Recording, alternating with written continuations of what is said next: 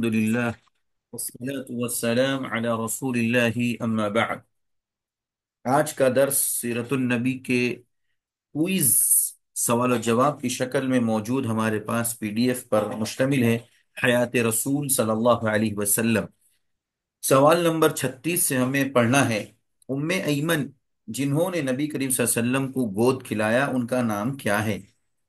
اللہ کے نبی صلی اللہ علیہ وسلم کے بچپنے کی کہانی، آپ صلی اللہ علیہ وسلم کی بچپن کی زندگی ہم اس سے پہلے دروس میں پڑھ رہے تھے، اور آپ کا بچپنا کیسا گزرا، آپ نے کن کن لوگوں سے دودھ پیا، اور آپ کے رضائی بھائی کون تھے اور رضائی بہنیں کون تھیں، ان کا تذکرہ ہم نے اس سے پہلے کے دروس میں الحمدللہ پڑھا ہے۔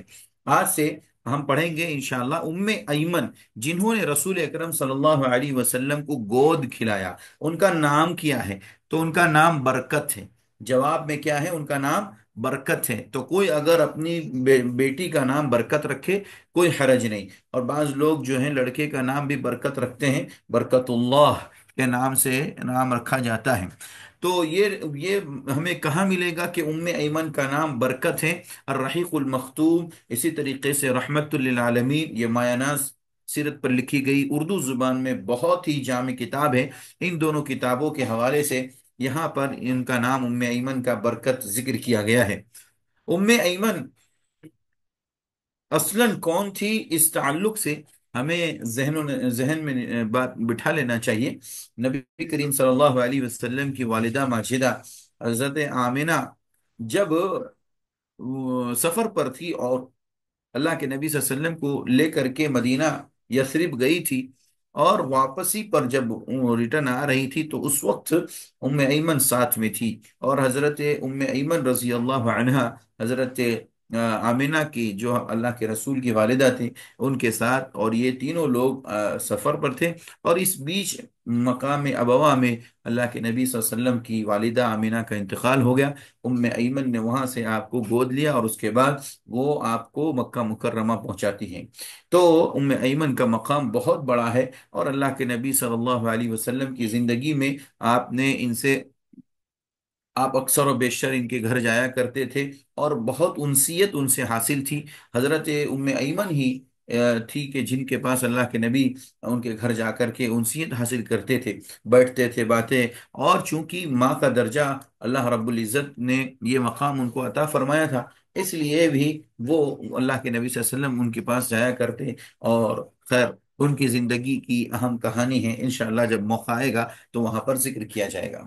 اس کے بعد 37 سوال نمبر ہے کہ نبی اکرم صلی اللہ علیہ وسلم کے ساتھ شق صدر یعنی سینہ چاک کرنے کا واقعہ پہلی مرتبہ کب پیش آیا؟ اللہ کے نبی صلی اللہ علیہ وسلم کی زندگی میں شق صدر یعنی سینہ چاک کیا جانا، جس کو ہارٹ کا آپریشن بھی بول سکتے ہیں، اوپن ہارٹ سرجری جس کو کہتے ہیں آج کل لوگ، یہ جو سرجری کا جو طریقہ ہے یہ شریعت نے ہمیں بتایا ہے۔ اللہ کے نبی صلی اللہ علیہ وسلم کے ساتھ یہ بچپنے میں ہوا، اور ایک آپ جب معراج کو جا رہے تھے اس موقع پر ہوا۔ یہ دو موقع ہیں جس وقت اللہ کے نبی صلی اللہ علیہ وسلم کی اوپن سرجری ہوئی، اور حضرت جبرائیل کرنے والے تھے، اور انہوں نے چاک کیا سینہ۔ سینہ چاک کرنے کے بعد اس کے اندر سے آپ نے وہ جو فاسد مادہ ہوتا اس کو نکال کر کے بالکل کلین کیا، اور زمزم کے پانی سے دھو کر کے واپس اس جگہ پر رکھ دیا، اور اس کے بعد سینہ اللہ کے فضل کرم سے اور اللہ کی رحمت سے دوبارہ جس طریقے سے تھا وہ سینہ اپنی جگہ پر آ گیا اور چپک گیا۔ اور جس طریقے سے آپریشن ہونے والے کرنے والے لوگ جس طریقے سے کسی کا آپریشن کرتے ہیں اور سینہ چاک کرتے ہیں، اوپن سرجری کرتے ہیں، وہ اس طریقے کی کیفیت اللہ کے نبی کے سینے پر نظر آتی تھی۔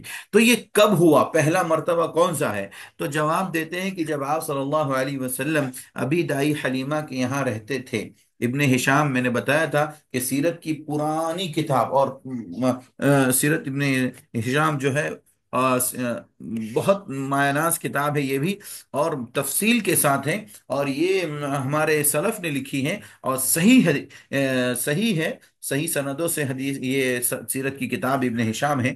اس کتاب کے اندر یہ لکھا ہوا ہے، اور اسی طریقے سے مایہ ناز کتاب پوری دنیا کے اندر پہلی نمبر حاصل کرنے والی الرحیق المختوم کے اندر بھی یہ موجود ہے کہ دائی حلیمہ کے یہاں جب اللہ کے نبی تھے آپ کو معلوم ہے، ہم جانتے ہیں، اس کے پہلے درس میں آ چکا ہے کہ اللہ کے نبی صلی اللہ علیہ وسلم کو آپ کی والدہ ماجدہ آمنہ کے علاوہ دو اور لوگوں نے، دائیا نے دودھ پلایا تھا. ان میں سے ایک دائی حلیمہ تھی اور ایک دائی صوبیہ تھی. جو صوبیہ لونڈی تھی، اور دائی حلیمہ جو ہے بنو ثقیف یا حوازن کے قبیلے سے تھی، جو آئی اور اللہ کے نبی صلی اللہ علیہ وسلم کو لے کر کے گئی تھی.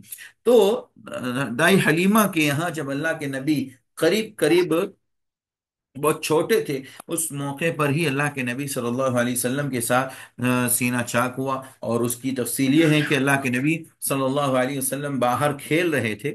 باہر اللہ کے نبی صلی اللہ علیہ وسلم کھیل رہے تھے بچوں کے ساتھ، یعنی اپنے بھائیوں کے ساتھ. اسی بیچ حضرت جبرائیل آئے اور اللہ کے نبی صلی اللہ علیہ وسلم کو زمین پہ لٹا دیا اور آپ کے سینے کو چاک کیا، اور اس کے بعد سینے سے وہ کلیجہ اور دل نکال کر کے اس فاسد مادے کو، جس سے شیطانیت انسان کے اندر باقی ہوتی ہے، اس فاسد مادے کو ہٹا کر کے ختم کر دیا. اس کے بعد واپس اس سینے کو اپنے آپ میں لگا دیا، جس طرح ڈاکٹر سیل کر کے تیار کر دیتے ہیں یا اس کی سرجری کر دیتے ہیں. حضرت جبرائیل نے اس کو دونوں کو ویسے ملا دیا، دونوں سینے کے حصے کو. اللہ کے نبی صلی اللہ علیہ وسلم کا سینہ اپنی جگہ پر اللہ کے فضل و کرم سے واپس ہو گیا. تو یہ دائی حلیمہ کے، جب اللہ کے نبی صلی اللہ علیہ وسلم دائی حلیمہ کے پاس تھے، ان کے علاقے میں جب ان کا دودھ پیا، اس کے بعد وہ ان کے پاس رہتے تھے. اسی درمیان حضرت اللہ کے نبی صلی اللہ علیہ وسلم کے ساتھ جو ہے یہ معاملہ پیش آیا. اور اس کے بعد دائی حلیمہ ڈر گئی کہ شاید اب جو ہے یہ بچے کے ساتھ کوئی مسئلہ ہوگا. اور دائی حلیمہ ہم اور جانتے ہیں کہ اس کے کچھ ہی دنوں کے بعد دائی حلیمہ نے، حلیمہ سعدیہ رضی اللہ عنہا نے اللہ کے نبی صلی اللہ علیہ وسلم کو آپ کی والدہ ماجدہ آمینہ کے پاس لا کر کے مکہ مکرمہ چھوڑ دیا، اور یہ بتا دیا کہ اس طرح کا معاملہ پیش آیا تھا. تو یہ پہلا موقع ہے جب اللہ کے نبی صلی اللہ علیہ وسلم کے سینے کو چاک کیا گیا. اس کے بعد دوسرا سوال یہ کہا کیا جا رہا ہے، سوال نمبر 38. آپ صلی اللہ علیہ وسلم کی والدہ کے انتقال کے وقت آپ کی عمر کتنی تھی؟ واضح جواب، بالکل 6 سال کی عمر تھی. اللہ کے نبی صلی اللہ علیہ وسلم کی والدہ یعنی آمینہ کے انتقال کے وقت، میں نے جیسا کہ بتایا، اس سے پہلے بھی درس میں ہم نے بتایا تھا کہ جب اللہ کے نبی صلی اللہ علیہ وسلم اپنی والدہ کے ساتھ یثرب سے، مدینہ سے واپس آ رہے تھے، اور آگے آ رہا ہے کہ ابوا کے مقام پر پہنچے کہ حضرت آمینہ کا انتقال ہو گیا. تو آمینہ کا جس سال انتقال ہوا، اس وقت اللہ کے نبی صلی اللہ علیہ وسلم کی عمر صرف 6 سال تھی. 6 سال کے بچے تھے. یعنی یہ عمر کتنی چھوٹی ہو سکتی ہے، آپ سوچ سکتے ہیں. ہمارے چھوٹے چھوٹے بچے ہوتے ہیں، اور 6 سال میں وہ بچے کیا جانتے ہیں. اس عمر میں اگر والدہ کا سایہ چلا جائے، چونکہ باپ کا سایہ، عبداللہ کا سایہ تو ولادت سے پہلے ہی اٹھ گیا تھا، یعنی 2 مہینے باقی تھے یا کچھ ہی دن پہلے ہی انتقال ہو گیا تھا، اور اللہ کے نبی کی پیدائش سے پہلے ہی عبداللہ کا انتقال ہو گیا. لیکن اللہ کے نبی صلی اللہ علیہ وسلم کی والدہ امینہ کا 6 سال کے بعد، اور اس کے بعد آپ جانتے ہیں کہ حضرت پیارے نبی صلی اللہ علیہ وسلم کی کفالت جو ہے آپ کے دادا عبد المطلب نے، جو کہ بہت چاہتے تھے اللہ کے نبی صلی اللہ علیہ وسلم کو، انہوں نے کی، اور آپ ان کے پاس رہنے.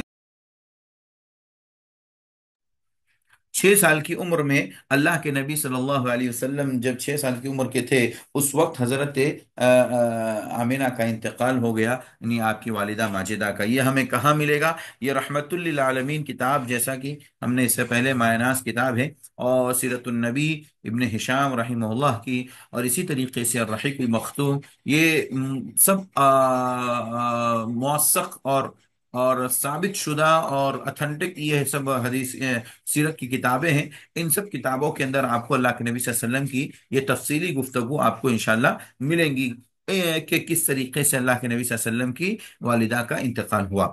اسی طریقے سے اگلا سوال 39 کیا جا رہا ہے کہ آپ کی والدہ کی قبر کہاں ہے؟ میں نے بتایا جیسا کہ مقام ابوا میں، ابوا نام کی جگہ ہے مکہ مکرمہ اور مدینہ منورہ کے راستے میں یہ پڑتا ہے. زاد المعاد ابن قیم رحمہ اللہ کی اور ابن ہشام کی سیرت النبی، یہ دونوں کی حدیث سیرت کی کتابوں کے اندر یہ چیز موجود ہے کہ اللہ کے نبی صلی اللہ علیہ وسلم کی والدہ کی قبر موجود تھی. اللہ کے نبی جایا کرتے تھے. قرآن میں جب آپ صلی اللہ علیہ وسلم سے کو کہا گیا کہ آپ مشرک کے لیے دعا نہیں کر سکتے، تو اللہ کے نبی صلی اللہ علیہ وسلم اس کے بعد رک گئے، ورنہ اس سے پہلے آپ جایا کرتے تھے، اپنی والدہ کے لیے دعا کیا کرتے تھے۔ تو ابوا مقام پر اللہ کے نبی صلی اللہ علیہ وسلم کی والدہ کی قبر ہے، اور اللہ کے نبی صلی اللہ علیہ وسلم وہاں سے پھر اپنے گھر مکہ مکرمہ آئے تھے۔ سوال نمبر 40، یہ ابوا کہاں ہے؟ کہتے ہیں کہ دیکھیے جواب میں مکہ اور مدینہ کے درمیان، مکہ اور مدینہ کے بیچ راستے میں یہ ابوا کا ایک مقام، ایک جگہ ہے، وہاں پر حضرت آمنہ کا انتقال ہوا، اور وہیں پر ان کو دفن کر دیا گیا۔ چونکہ وقت بھی زیادہ لگتا لانا اور پھر مشکلات بھی، تو اس وجہ سے جب وہاں پر انتقال ہوا تو ان کو وہیں پر دفن کر دیا گیا۔ یہ بھی زاد المعاد اور ابن ہشام کی سیرت النبی کی کتاب کے اندر موجود ہے کہ اللہ کے نبی صلی اللہ علیہ وسلم کی والدہ کا جہاں انتقال ہوا ابوا، یہ ابوا مکہ مدینہ کے درمیان جگہ کا نام ہے، جہاں پر آج بھی حضرت آمنہ کی قبر موجود ہے۔ لیکن یہ ہے کہ وہ معدوم ہے، کسی کو پتہ نہیں ہے، وہ غیر معدوم ہے، یعنی غیر معلوم ہے۔ لیکن یہ ہے کہ مکہ مکرمہ اور مدینہ کے درمیان یہ ابوا کا مقام آتا ہے، وہاں پر حضرت آمنہ کا انتقال ہوا اور وہیں دفن کر دیے گئے۔ سوال نمبر 41، کہتے ہیں آپ کی عمر کتنے برس کی تھی تو دادا کا انتقال ہوا؟ اب ایک سوال آگے آ رہا، چونکہ 6 سال سے لے کر کے 8 سال کے بیچ میں یہ 2 سال کا جو وقفہ تھا، قریب قریب 2 سال کچھ مہینے، ان 2 سالوں کے اندر اللہ کے نبی صلی اللہ علیہ وسلم والدہ کا سایہ اٹھ جانے کے بعد اپنے دادا عبد المطلب، جن کا نام ہم نے پڑھا شیبہ تھا، عبد المطلب کے یہاں رہتے تھے۔ عبد المطلب ان کی نگرانی کرتے اللہ کے نبی کی، اور کافی خیال رکھتے تھے اپنے اس پوتے کا۔ اللہ کے نبی صلی اللہ علیہ وسلم کو آپ کے پاس رکھنا، پھر ان کی ساری ضروریات کو پورا کرنا، بہت ہی، چونکہ بادشاہ تھے وقت کے، تو لہذا اللہ کے نبی صلی اللہ علیہ وسلم کے دادا کو یہ چیز کوئی مشکل بھی نہیں تھی، اور اللہ کے نبی صلی اللہ علیہ وسلم سے کافی محبت کرتے تھے، چونکہ عبداللہ سے بھی اللہ کے نبی کے دادا عبد المطلب کی کافی کافی لگاؤ تھا، اور عبداللہ سے جس طرح لگاؤ تھا اس سے کئی گنا زیادہ اللہ کے نبی صلی اللہ علیہ وسلم جو آپ کے پوتے تھے عبداللہ کے، عبد المطلب کے، لہذا اللہ کے نبی صلی اللہ علیہ وسلم کے دادا آپ کو بہت زیادہ چاہتے تھے اور آپ کے ساتھ اچھا اور بہترین سلوک کرتے تھے۔ لیکن یہ زندگی کی ڈور ہے، اللہ کے ہاتھ میں ہے، زندگی کی مدت کب ختم ہو جائے یہ صرف اللہ تعالیٰ جانتا ہے، اور یہ غیب کی باتیں ہیں۔ اللہ تبارک و تعالیٰ قضا و قدر کے مطابق یہ سارے فیصلے کرتا ہے، لہذا اس کا جواب دیا جا رہا ہے کہ 8 برس 2 مہینے 10 دن کے جب اللہ کے نبی صلی اللہ علیہ وسلم ہوئے، اس وقت دادا کا انتقال ہو گیا، یعنی عبد المطلب بھی اس دنیا سے چل بسے۔ یہ بھی زاد المعاد ابن قیم رحمہ اللہ کی کتاب ہے، اور سیرت النبی ابن ہشام رحمہ اللہ کی کتاب، یہ دونوں مایاناز کتابوں کے اندر آپ کو اللہ کے نبی صلی اللہ علیہ وسلم کی اس عمر کے بارے میں اور دادا کے انتقال کے بارے میں ملے گا تفصیل کے ساتھ، کہ 8 برس 2 مہینے 10 دن کے جب اللہ کے نبی صلی اللہ علیہ وسلم ہوئے، اس وقت دادا کا بھی انتقال ہو گیا۔ سوال نمبر 42، دادا کا انتقال کہاں ہوا؟ سوال یہ ہے کہ دادا کا انتقال کہاں ہوا؟ جواب دے رہے ہیں کہ مکہ مکرمہ میں۔ ظاہر سی بات ہے، کیونکہ وہ مکہ کے سردار تھے، مکہ ہی میں رہتے تھے، اور مکہ کے بادشاہ اور ساتھ ہی ساتھ بنو ہاشم جو خاندان تھا اس کے بڑے لیڈر اور سردار تھے، اور ان کا ایک رعب تھا، ایک دبدبہ تھا عبد المطلب کا، لہذا انہوں نے زندگی پوری تمام مکہ مکرمہ میں گزاری۔ اور یہ بھی شرف کی بات ہے، یہ بھی فضیلت کی بات ہے کہ ایسے لوگوں کو اللہ تبارک و تعالیٰ نے اپنے گھر کے قریب، بیت اللہ شریف وہاں موجود تھا، اللہ رب العزت نے اس مکہ مکرمہ کے اندر ان کے ایام گزارے۔ بہرحال رحیق المختوم مایاناز سیرت النبی کی کتاب کے اندر آپ کو یہ ملے گا کہ دادا کا انتقال کہاں ہوا، تفصیل کے ساتھ ملے گا کہ وہ مکہ مکرمہ میں انتقال فرمائے۔ اس کے بعد سوال نمبر 43، کہا کہ دادا نے انتقال کے وقت نبی صلی اللہ علیہ وسلم کی کفالت کے لیے کس کو وصیت فرمائی؟ جی، بہت اہم مسئلہ ہے، بہت اہم سوال ہے۔ دادا نے یعنی عبد المطلب جب انتقال، ان کو ایسا محسوس ہوا کہ اب میں اس دنیا میں نہیں بچ سکوں گا، میرا وقت ہو چکا ہے اور زندگی میری ختم ہونے والی ہے، تو انہوں نے ایک وصیت کی کہ یہ میرا جو پوتا ہے 8 سال کا بھی ہوا ہے، اس پوتے کو نگرانی کی سخت ضرورت ہے، اور اس بچے کی کفالت کی بہت سخت ضرورت ہے، لہذا اس پوتے یعنی محمد صلی اللہ علیہ وسلم ہمارے نبی کی کفالت کو کس کے ذمے کیا گیا اور کس کی وصیت کی؟ جواب دیا جا رہا ہے کہ ابو طالب کو۔ یہ ابو طالب کون ہے؟ یہ عبد المطلب کے بیٹے ہیں۔ عبد المطلب اللہ کے نبی صلی اللہ علیہ وسلم کے دادا، اور ابو طالب اللہ کے نبی صلی اللہ علیہ وسلم کے سگے چچا اور عبداللہ کے سگے بھائی۔ यानी अल्लाह के नबी सल्लल्लाहु अलैहि वसल्लम के वालिद के सगे भाई, अल्लाह के नबी सल्लल्लाहु अलैहि वसल्लम के सगे चाचा अब्दुल मुत्तलिब के बेटे, और अली बिन अबी तालिब जिनका नाम हम और आप पढ़ते हैं, जिनके अली रजी अल्लाह अन्हु भी, और अबू जाफर तैयार, ये दोनों बेटे थे ये अबू तालिब के। तो गोया कि अल्लाह के नबी सल्लल्लाहु अलैहि वसल्लम के एक तो ये चचा भी होते हैं, और दूसरी तरफ क्या है, अली रजी अल्लाह अन्हु से अल्लाह के नबी सल्लल्लाहु अलैहि वसल्लम की आखिरी बेटी फातिमा रजी अल्लाह अन्हा की शादी हुई। तो इस एतबार से अली रजी अल्लाह अन्हु के अब्बा और अल्लाह के नबी सल्लल्लाहु अलैहि वसल्लम जो कि चचा भतीजे हैं, दोनों समधी भी हुए, समधी भी हुए ना। तो बहरहाल अल्लाह के नबी सल्लल्लाहु अलैहि वसल्लम के ये चचा अबू तालिब के को वसीयत की अबू अब्दुल मुत्तलिब ने कि ये मेरा पोता है, ये मेरा पोता जो 8 साल का है, इनके वालिद नहीं है, और इनकी निगरानी करना, क्योंकि वो महसूस कर चुके थे कि ये बच्चा आगे चल करके बहुत ऊंचा मकाम हासिल करने वाला है। लिहाजा अल्लाह के नबी सल्लल्लाहु अलैहि वसल्लम की किफालत के लिए अब्दुल मुत्तलिब ने चचा अबू तालिब को वसीयत की। ये चीज आपको कहाँ मिलेगी? सीरत रसूल के अंदर मिलेगी, और इसी तरीके से रहीकुल मखतूम के अंदर आपको ये चीज भी नजर आएंगी। इसी तरीके से सवाल नंबर 44, रिश्ते में अबू तालिब नबी सल्लल्लाहु अलैहि वसल्लम के क्या हैं?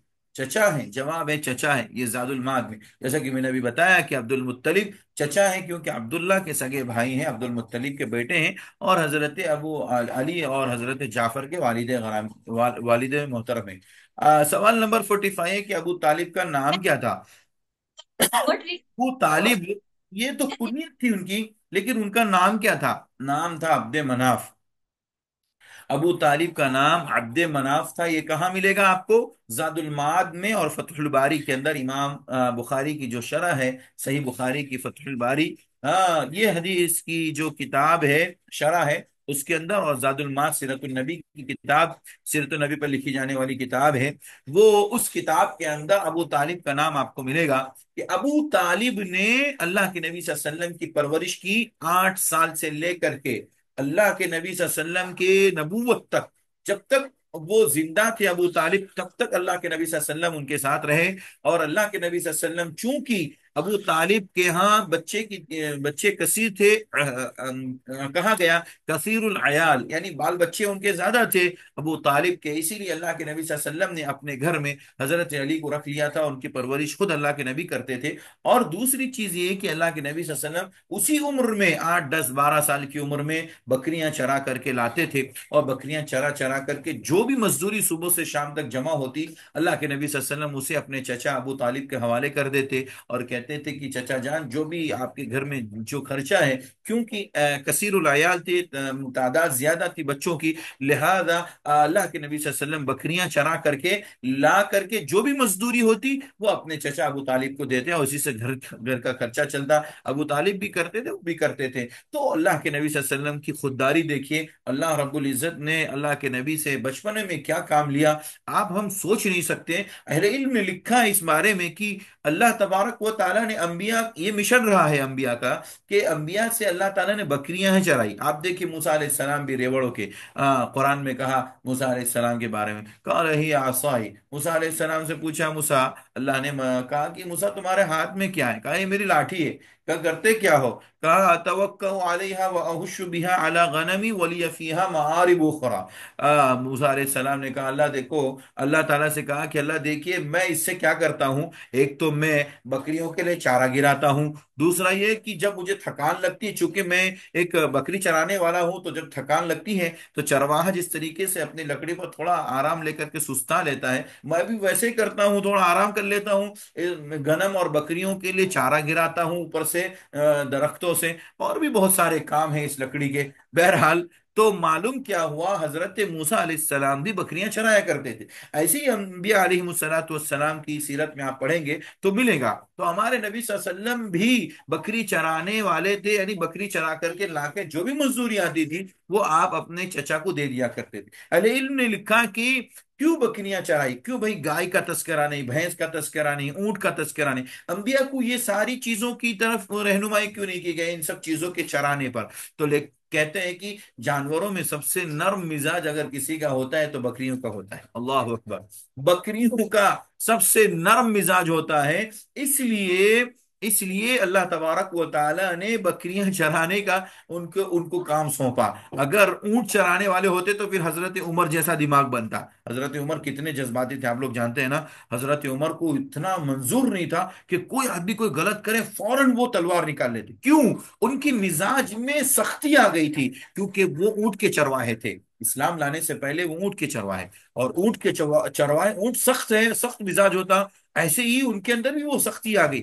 ہاں، اور انسان جس کے ساتھ رہتا ہے اس مزاج کو قبول کرتا ہے، چاہے وہ جانور ہو یا انسان ہو. تو اللہ تبارک و تعالی نے یہاں پر ایک اہم نقطہ ذکر کیا ہم سب کے لیے کہ انبیاء علیہ الصلوۃ والسلام بکریاں چراتے تھے. حضرت موسیٰ کا تذکرہ، کہ ہمارے نبی صلی اللہ علیہ وسلم کا تذکرہ ہو سیرت کی کتابوں میں ہمیں ملتا ہے. تو معلوم کیا ہوا کہ اللہ کے نبی جو بکریاں چراتے تھے اس کے پیچھے بھی اللہ کی حکمت ہے. وہ یہ کہ قوم کو لے کر کے چلنے والا آدمی جو اتنا بڑا لیڈر بننے والا ہے پوری قوم کا، پوری قوم کا ایک حاکم اور بادشاہ بننے والا ہے، نبی اور رسول بننے والا ہے، نبی اور رسول بننے والا ہو، اس نبی کے اندر اگر مزاج ان کا سخت ہو تو سارے لوگ بدک جائیں گے. قرآن نے کہا اس بات کو. اللہ اکبر. قرآن نے یہ کہا، اس بات کو کہا کہ وَلَوْ كُنْتَ فَضًّا غَلِيظَ الْقَلْبِ لَانفَضُّوا مِنْ حَوْلِكَ. اللہ نے فرمایا کہ اے میرے نبی، اے حبیب، میرے نبی صلی اللہ علیہ وسلم سے کہا، اگر آپ زبان کے اعتبار سے سخت ہوتے، زبان کے حساب سے سخت ہوتے، اللہ کے نبی صلی اللہ علیہ وسلم سے کہا جا رہا کہ آپ اگر دل کے اعتبار سے سخت ہوتے، زبان کے اعتبار سے سخت ہوتے، آپ کا مزاج سخت ہوتا، تو لنفضوا من حولک. جو آپ کی ارد گرد یہ صحابہ بیٹھے ہوئے ہیں، جو حجۃ الوداع کے موقع پر 1 لاکھ سے زائد لوگ آپ کے ساتھ اسلام قبول کرنے والے اس حجۃ الوداع میں حج کے موقع پر شریک تھے، یہ ایک بھی آپ کے آس پاس نظر نہیں آتے. یہ یہاں موجود ہیں، آپ کے ساتھ جڑے ہوئے ہیں. یہ آپ کی نرم دلی اور آپ کی شفقت، آپ کی محبت اور آپ کی نرم گفتگو اور نرم دلی کا نتیجہ ہے. اللہ کے نبی صلی اللہ علیہ وسلم اس طریقے سے ہمارے سامنے آپ کا نمونہ پیش کیا گیا. تو اس لیے ہمیں سیرت النبی پڑھنا بہت ضروری ہے. اللہ کے نبی کے ہر پہلو پر ایک گفتگو ہو سکتی ہے، ہر ایک پہلو پر ایک خطبہ اور ایک بیان ہو سکتا ہے. اللہ کے نبی کی سیرت کے ہر ہر پہلو میں ہمارے لیے عبرت و نصیحت ہے. اللہ تبارک و تعالی نے یہاں ہمارے لیے ایک اسوہ نمونہ نبی صلی اللہ علیہ وسلم کو بنایا ہے. تو اس اسوہ نمونے کو پوری زندگی میں اچھی طریقے سے لاگو کریں. ورنہ ہم ادھورے، اگر سیرت کو نہیں جانیں گے تو پھر ادھوری زندگی ہمیں معلوم ہوں گی، ادھوری زندگی گزاری جائیں گی، تو اس میں مزہ نہیں آئے گا. وہ سیرت النبی کا جو مزہ ہے، سیرت النبی پڑھنے کے بعد اس کے مطابق جو چلنے کا مزہ ہے، جو صحابہ کو حاصل ہوا، وہ پھر ہمیں حاصل نہیں ہوگا. اس لیے سیرت النبی کو زندگی میں ایک بار اچھی طریقے سے پڑھیے اور اس پر عمل کرنے کی کوشش کیجیے. یہی اصل مقصد ہے ہماری زندگی کا. ہمارے اسلام اور ہمارا اسلام، ہماری شریعت یہی کہتی ہیں کہ قرآن کو سمجھ کر پڑھیں، اور اس قرآن کی سیرت، قرآن کی تفسیر کو پڑھنا ہے تو نبی صلی اللہ علیہ وسلم کی سیرت کو پڑھیے. سیرت النبی پوری قرآن کی تفسیر ہے.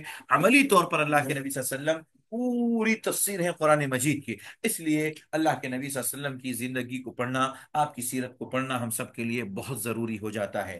اس کے بعد سوال نمبر 46 ہے، 46 نمبر سوال کیا جا رہا ہے کہ جنگ فجار کے وقت آپ صلی اللہ علیہ وسلم کی عمر کتنی تھی؟ ایک جنگ ہو رہی تھی جو کفار اور مشرکین میں بہت سالوں سے چل رہی تھی، جنگ فجار کہا جاتا ہے.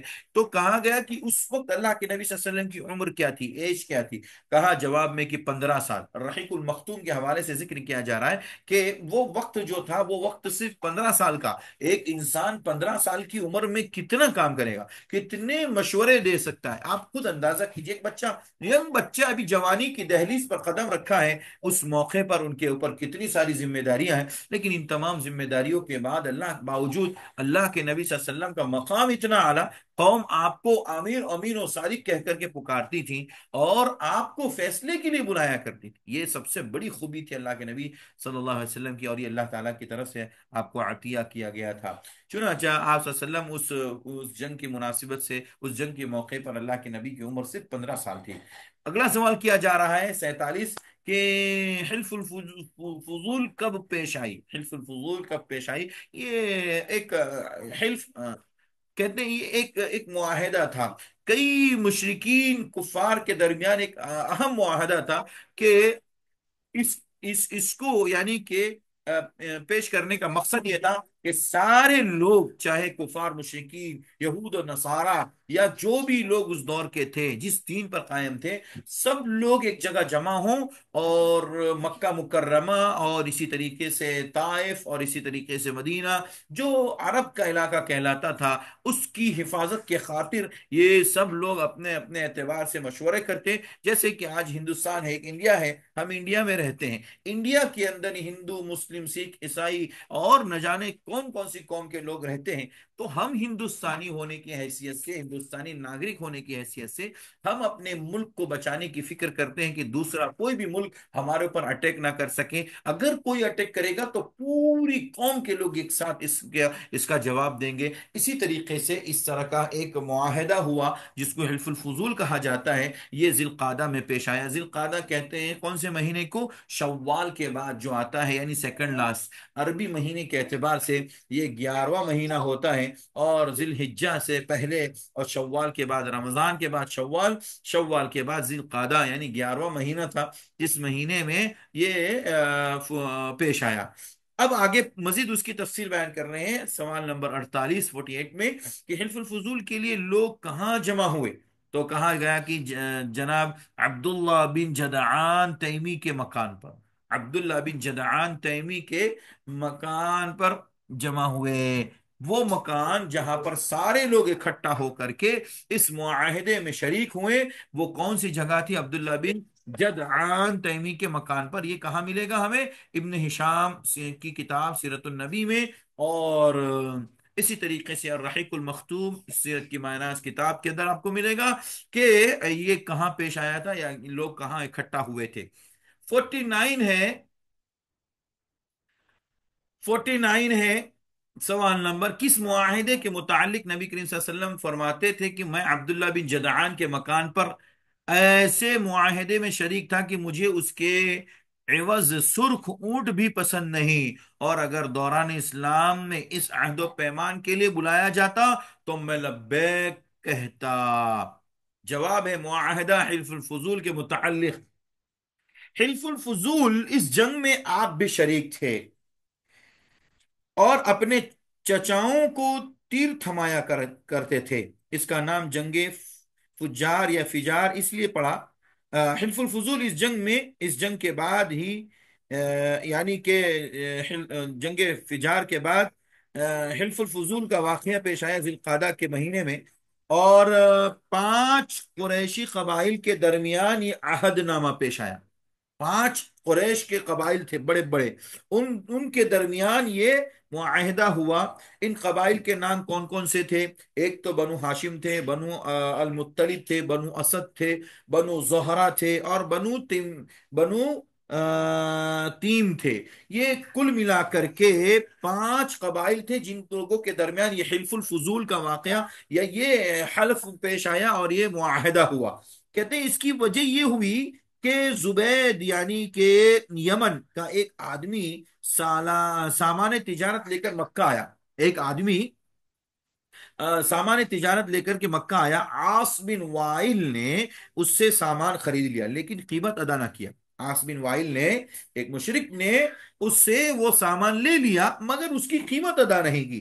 اس نے بنو عبد الدار، بنو مخزوم اور بنو جمح اور بنو سہم اور اسی طریقے سے بنو عدی سے فریاد کی، لیکن انہوں نے کوئی توجہ نہ دی. یعنی بڑے بڑے قبائل سے اس آدمی نے جو باہر سے آیا تھا اس نے سامان بیچا تھا عاص بن وائل کو، تو اس کے جواب میں انہوں نے کوئی بھی رسپانس نہیں دیا. تو لیکن کہتے چنانچہ اس نے جبل ابو قبیس پر چڑھ کر چند اشعار میں اپنی مظلومیت کا نقشہ کھینچا اور آواز لگائی کہ کوئی اس کا حق دلانے کے لیے اس کی مدد کرے.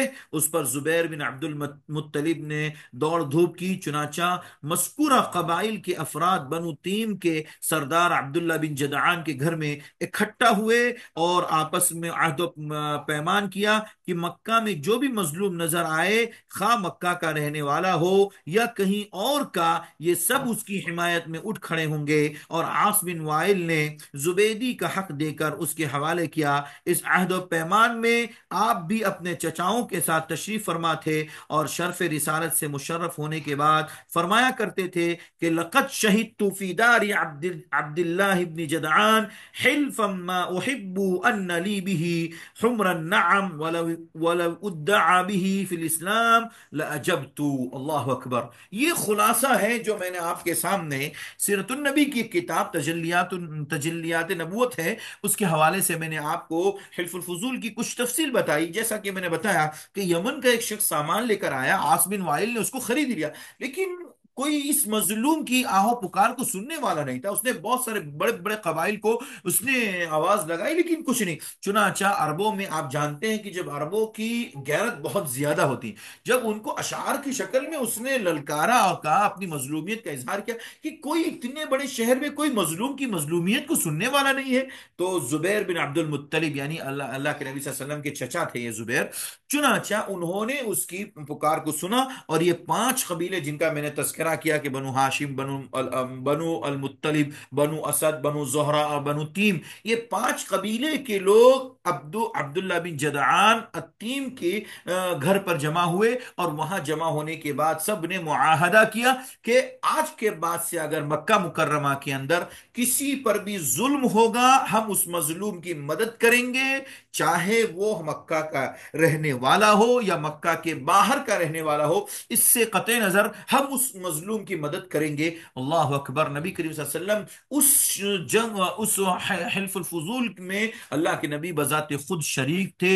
حلف الفضول میں جب شریک تھے اللہ کے نبی، تو آپ کی عمر اتنی زیادہ نہیں تھی، لیکن آپ اس وقت اتنی خوشی محسوس کر رہے تھے کہ مظلوم کی مدد کرنا، اللہ اکبر، کتنا بڑا کام ہے۔ اللہ کے نبی صلی اللہ علیہ وسلم اس موقع پر جب آپ کی عمر بہت کم تھی، اس وقت بھی آپ نے مظلوموں کی مدد کی اور ان کا ساتھ دیا۔ جو لوگ اس معاہدے میں شریک ہوئے تھے، اللہ کے نبی صلی اللہ علیہ وسلم نے برابر اس میں شرکت کی۔ اس کے بعد بھی اللہ کے نبی جب اسلام آ گیا اور آپ کو نبی بنایا گیا، تو آپ نے خوشی کا اظہار عربی زبان میں اس طریقے سے کیا کہ لقد شہدت فی دار عبد جدعان، میں عبداللہ بن جدعان کے گھر میں حلف الفضول کے وقت میں شریک تھا، اور مجھے بہت پسند تھا، یہ شرکت اتنی پسند تھی کہ مجھے کوئی ایک طرف سرخ اونٹ دے دے اور کہے کہ آپ یہاں پر سمجھوتا کر لیجئے، نہیں کر سکتا، میں اس میں شریک ہونے کو بہت پسند کرتا ہوں، کیونکہ اللہ کے نبی صلی اللہ علیہ وسلم نے کہا کہ اگر اسلام لانے کے بعد یا اسلام کی تعلیمات آ جانے کے بعد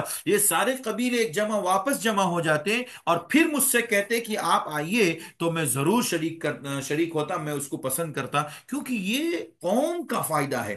پوری قوم میں کسی پر بھی ظلم ہو، قطع نظر اس کے کہ وہ رہنے والا مکہ کا ہے کہ باہر کا ہے، اس کی کوئی پرواہ نہیں، بس اگر مظلوم ہے تو مظلوم کی مدد کرنا۔ یہ اللہ کے نبی صلی اللہ علیہ وسلم کی پوری زندگی میں، سیرت میں آپ کو بہت اعلیٰ نمونہ ملے گا کہ مظلوم کی مدد اللہ کے نبی کرتے تھے۔ اسی لیے حضرت خدیجۃ الکبریٰ رضی اللہ عنہا نے کہا تھا، جب پہلی وحی آئی اور آپ ڈرے ڈرے گئے تھے اور کہا تھا زملونی زملونی، مجھے چادر اڑاؤ، مجھے کمبل اڑاؤ، جب ہوش آیا اور تھوڑا سا افاقہ ہوا، اس موقع پر حضرت خدیجہ نے کہا تھا کہ اللہ کے نبی نے کہا کہ مجھے موت کا خطرہ ہے، اب میں شاید زندہ نہیں رہ پاؤں گا۔ اللہ کے نبی کی بیوی نے تسلی دیتے ہوئے کہا تھا وَتُعِينُ عَلَى نَوَائِبِ الْحَقِّ، آپ تو وہ ہیں جو حق بات پر لوگوں کی مدد کرتے ہیں۔ اللہ اکبر!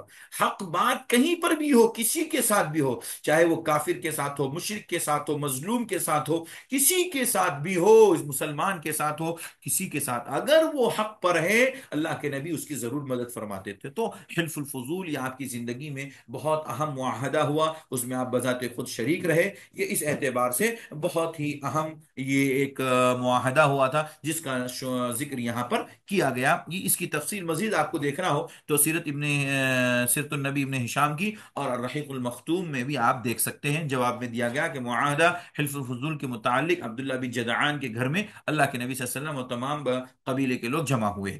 سوال نمبر 50 ہے، آپ صلی اللہ علیہ وسلم چند قیرات کے عوض اہل مکہ کے کس جانور کو چراتے تھے؟ قیرات کہتے ہیں سکہ چلتا تھا، قیرات سے سکے کو کہتے تھے۔ اس زمانے کے جیسے ہمارے ہاں اس دور میں کرنسیاں ہوتی ہیں اور درہم و دینار اور اسی طریقے سے قیرات، تو چند قیرات کے عوض اہل مکہ کے کس جانوروں کو چراتے تھے؟ کون سے جانور؟ ابھی ہم نے اوپر ذکر کیا، جواب میں کہا گیا کہ بکریاں، یعنی اللہ کے نبی صلی اللہ علیہ وسلم بکریاں چرایا کرتے تھے، اونٹ، گائے، بھینس وغیرہ اور دیگر جانور نہیں چراتے، اللہ کے نبی بکریاں چرایا کرتے تھے۔ اور اس کی وجہ اور کیا تھی حکمت اللہ رب العزت کی طرف سے، اس کی میں نے آپ کے سامنے پوری تفصیل کے ساتھ ذکر کر دی، اور سابقہ انبیاء کا بھی تذکرہ میں نے کیا۔ تو اس اعتبار سے اللہ کے نبی صلی اللہ علیہ وسلم کی زندگی میں بکریوں کا چرانا بھی ایک بہت بڑی نعمت ہے، اور ایک بہت اہم اصول، بہت اہم ایک پیغام ہے امت کے نام۔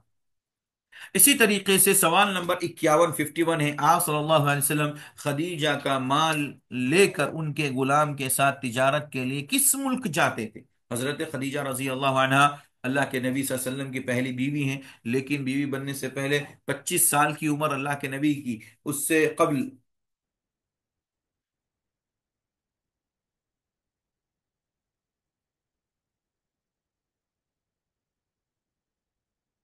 اللہ کے نبی صلی اللہ علیہ اللہ کے نبی صلی اللہ علیہ وسلم حضرت خدیجہ کا مال لے کر کے شام جاتے، ملک کے شام، سیریا جس کو آج کل کہتے ہیں۔ آج کل سیریا الحمدللہ اللہ کے فضل و کرم سے آزاد ہو گیا، اور وہاں اسلام کا بلند جو ہے اسلام کا علم، اسلام کا جھنڈا لہرایا، اور وہاں کے جو مظلومین تھے بیچارے بہت سالوں سے، بشار الاسد اور اس قسم کے جو غالی شیعہ تھے، ان شیعوں کی حکومتوں سے، ان کے ظلم و جبر سے اللہ رب العزت نے انہیں بہت سالوں کے بعد نجات دی، اور آج الحمدللہ سیریا جو شام کا علاقہ کہلاتا ہے آج آزاد ہیں۔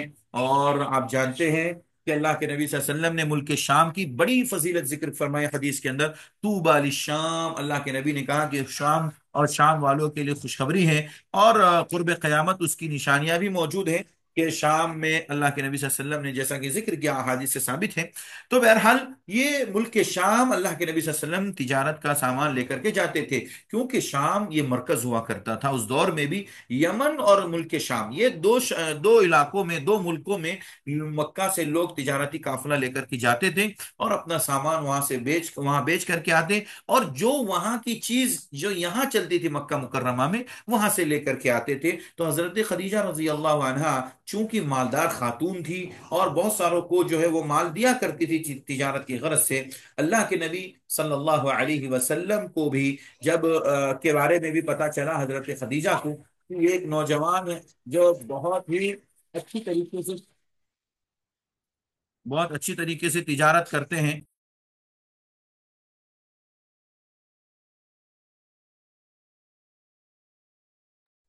یہ نوجوان اللہ کے نبی صلی اللہ علیہ وسلم کے بارے میں جب ان کو معلوم ہوا کہ یہ نوجوان بہت اچھی تجارت کرتے ہیں، چنانچہ اللہ کے نبی صلی اللہ علیہ وسلم کو اللہ کے نبی صلی اللہ علیہ وسلم کو حضرت خدیجہ نے مال دیا، اور حضرت خدیجہ کا مال لے کر کے اللہ کے نبی صلی اللہ علیہ وسلم ملک شام لے گئے، اور وہاں تجارت کی، اور اللہ کے فضل و کرم سے کافی اللہ کے نبی صلی اللہ علیہ وسلم کی وجہ سے برکت ہوئی۔ اور آپ جانتے ہیں، میں نے آپ کے سامنے وہ حلیمہ سعدیہ کا واقعہ ذکر نہیں کیا کہ حضرت حلیمہ سعدیہ جب اللہ کے نبی کو لے کر کے جا رہی تھی اپنے علاقے میں حضرت آمنہ کے پاس سے، ان کی والدہ کے پاس، تو جب آ رہی تھی تو سیرت کی کتابوں میں لکھا گیا ہے کہ جب آ رہی تھی تو ان کے پاس جو ایک گدھی تھی، گدھے پر سوار ہو کر کے آ رہی تھی نا، تو وہ چل نہیں رہی تھی، بہت کمزور کمزور دکھ رہی تھی، طاقت نہیں دکھ رہی تھی، لیکن جب ریٹرن میں اللہ کے نبی کو بٹھا کر کے لے کے جا رہی تھی، اللہ اکبر، وہ کہتی ہیں کہ یہ گدھی سب سے آگے آگے، سب سے آگے آگے، یہ اللہ کے نبی صلی اللہ علیہ وسلم کی برکت تھی۔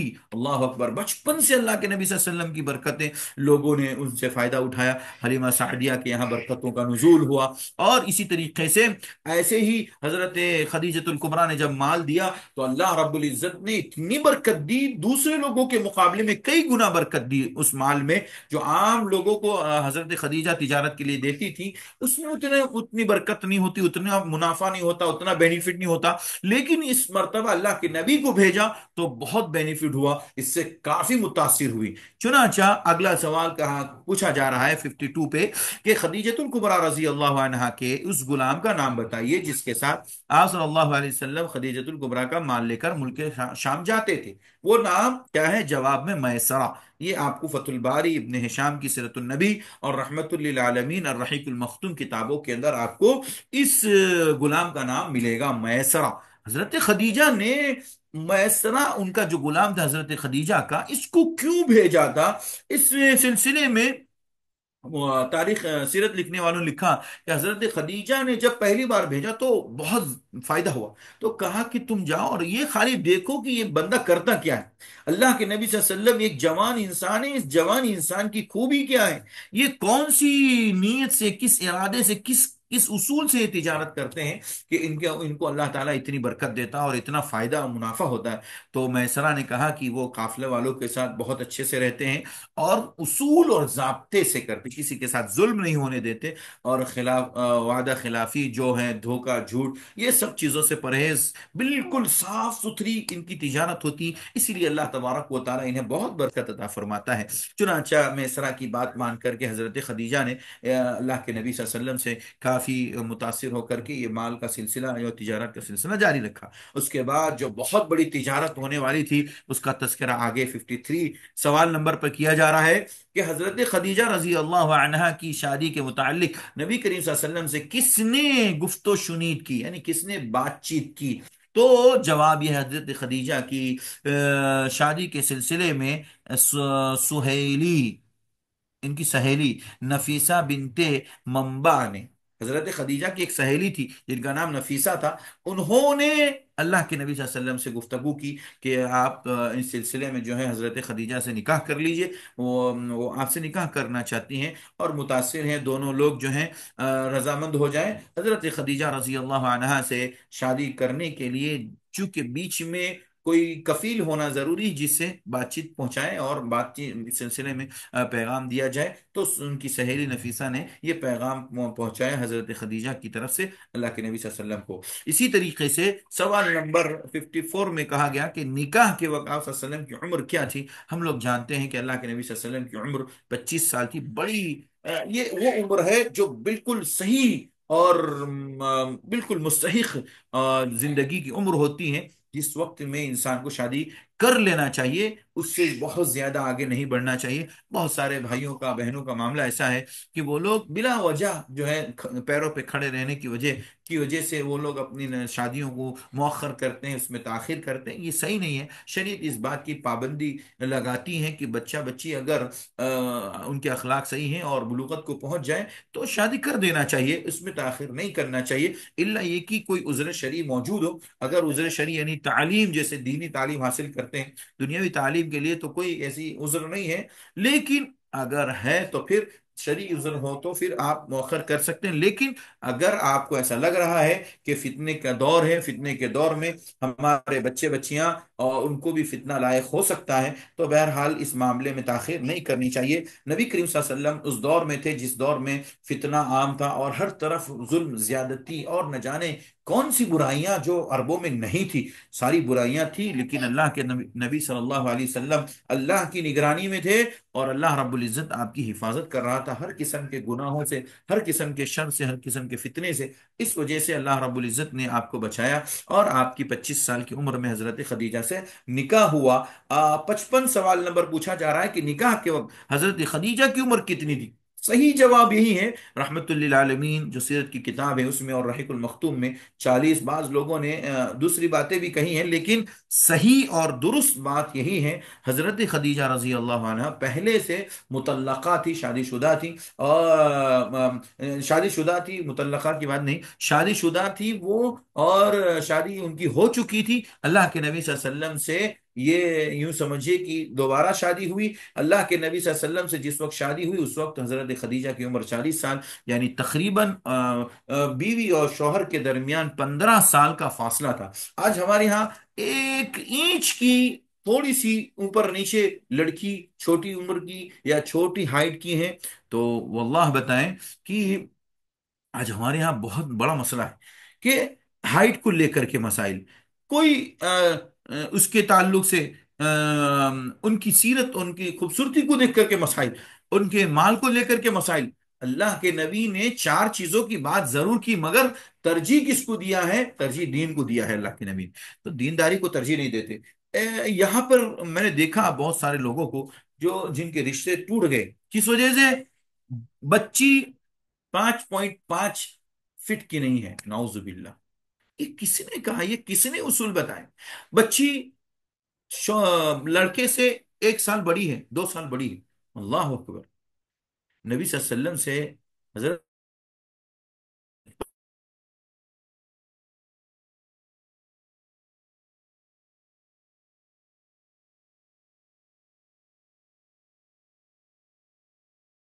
بات نہیں تھی، لیکن اللہ کی نگرانی، حضرت محمد رسول اللہ صلی اللہ علیہ وسلم کی پوری زندگی کا وہ گزارا ہے اللہ کے نبی نے، اللہ کی نظر میں، اللہ کی نگرانی میں، اس لیے کوئی بھی کام آپ کا اللہ کی رضامندی کے خلاف نہیں ہوا۔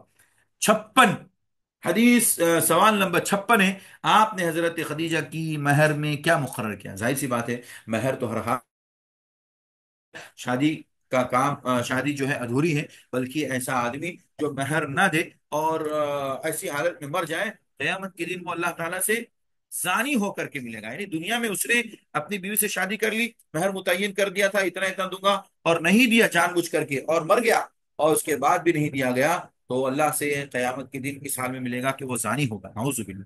اللہ اکبر، اتنی بڑی سزا ہے ایسے لوگوں کی۔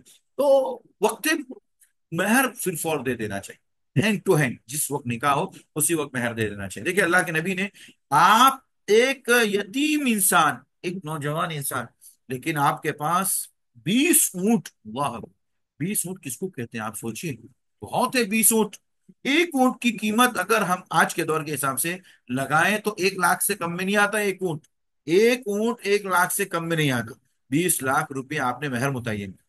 سوچئے آج کے دور کے حساب سے اس دور میں کتنا قیمتی رہا ہوگا، اونٹ سب سے قیمتی جانور مانا جاتا ہے عربوں میں، اس لیے اللہ کے نبی صلی اللہ علیہ وسلم نے 20 اونٹ، اللہ کے نبی صلی اللہ علیہ وسلم نے مہر میں متعین کیا۔ بعض لوگوں نے 6 کا ذکر بھی کیا ہے، لیکن صحیح بات 20 اونٹ کی ہے۔ خیر، تو معلوم کیا ہوا کہ اللہ کے نبی صلی اللہ علیہ وسلم نے حضرت خدیجہ سے جب نکاح کیا، اس وقت آپ نے مہر میں 20 اونٹ متعین کیے۔ آگے سوال نمبر 57، آپ صلی اللہ علیہ وسلم نے سب سے پہلی کس خاتون سے شادی کی؟ خدیجۃ الکبریٰ سے، ابھی ہم یہاں پر پڑھ ہی رہے تھے اور یہ بات ہمارے سامنے سے گزری۔ اچھا، سوال نمبر 58، اس زوجہ مطہرہ کا نام بتائیے جن کی زندگی میں آپ نے دوسری شادی نہیں کی۔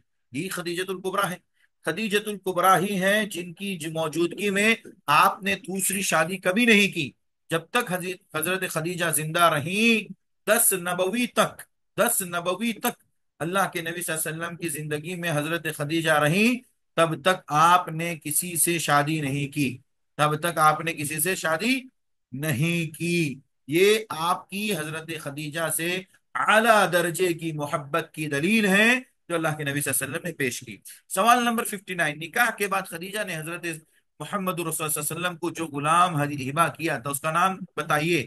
ہاں، حضرت خدیجہ نے جو غلام دیا تھا نبی کریم صلی اللہ علیہ وسلم کو نکاح کے بعد، وہ حضرت زید بن حارثہ رضی اللہ عنہ، زید بن حارثہ رضی اللہ عنہ ہے، وہ غلام ہیں جو حضرت خدیجہ کے تھے، اللہ کے نبی صلی اللہ علیہ وسلم کو بطور گفٹ، بطور ہدیہ اللہ کے نبی صلی اللہ علیہ وسلم کو حضرت خدیجہ نے دیا تھا۔ آج بھی بہت ساری ماں بہنیں جو شادی کرتی ہیں اپنے شوہر کے لیے، جو پہلے دن جو ہے بہت سارے ہدیے تحفے لے کر کے جاتی ہیں، اور لے کے جانا چاہیے، بعض لوگ گھڑی، بعض لوگ کچھ، بعض لوگ کپڑے وغیرہ، پتہ نہیں کیا کیا چیز، تو بہرحال خوشی کے طور پر دینا چاہیے شوہر کو۔ یہ حضرت خدیجہ نے زید بن حارثہ کو بطور ہدیہ دیا تھا۔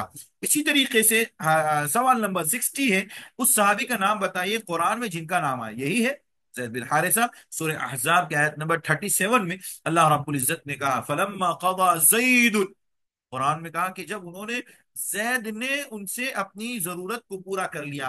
وہ کون خاتون تھی، وہ اس کے بارے میں اہل علم میں کہا زینب رضی اللہ عنہا سے ان کی پہلے شادی ہوئی تھی، پھر انہوں نے انکار کر دیا۔ بہرحال وہ ایک لمبا جو ہے قصہ ہے، آپ وہاں پر پڑھیں گے انشاءاللہ، زندگی رہے گی تو پھر ہم اس کے اوپر مختصر گفتگو بھی کریں گے۔